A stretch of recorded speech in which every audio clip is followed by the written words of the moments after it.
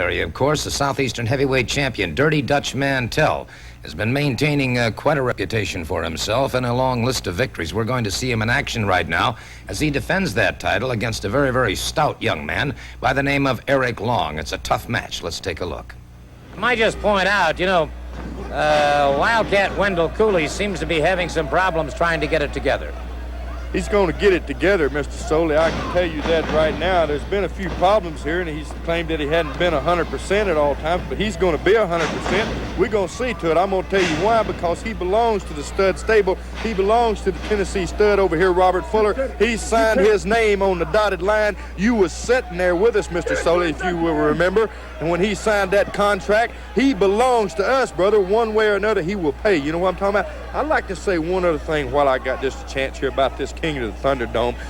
There was a Tennessee stud out here, Ron Fuller, calls himself a Tennessee stud, with that fat little geek, Doug Furnace, claiming they beat me in the King of the Thunderdome. Well, I'm going to tell you something. You saw the film right there, ladies and gentlemen. The man that walked out of that cage with the money was the winner. It was clearly that I walked out of there with the money. It was in my hands. That slim super jerk Ron Fuller come down there and cost me that $100,000. I got 10 stitches in the top of my head, brother, where Doug Furnace hit me in the top of the head with that chain, and I'm telling you right now, Furnace, I will never forget it, brother. I don't care how strong you are not that good of a wrestler, and you're not that good of a fighter, and I'm going to catch up with you, brother, somewhere down the line. I just want to say my piece, and that money belongs to the stud stable. Well, all right, so we've heard. Mantell can work that arm. You see him staying with that arm? That's a smart man right there.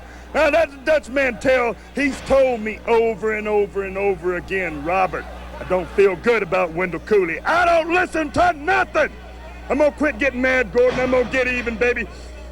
I'm going to start listening to Dutch Mantell when he tells me things, because that is a smart man right there. He's not only smart as a technician in that ring wrestling, but he's smart. The man's like a walking dictionary. You know that, Gordon? He's even invited for your job. He's one man that could sure do it. You and I both know that. That man knows his professional wrestling right there, Gordon Soley. And he told me, plain as night and day, Wendell Cooley ain't no good for you, Rob. And what did I do, Jimmy? I didn't listen to a darn thing.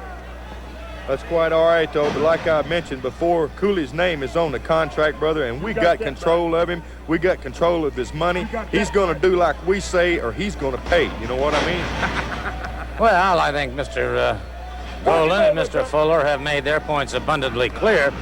Beautiful lariat by Dutch Mantell, and he's very proud of himself. I must say that he has been manhandling this 260-pound Erik rather efficiently. Beautifully executed power slam. That's the way you treat a dud right there, Gordon Soley.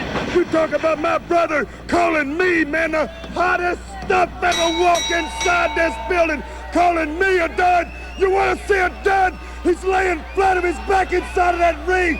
Dutch Mantell with his hand in the air. All right, Dutch Mantell is indeed the winner.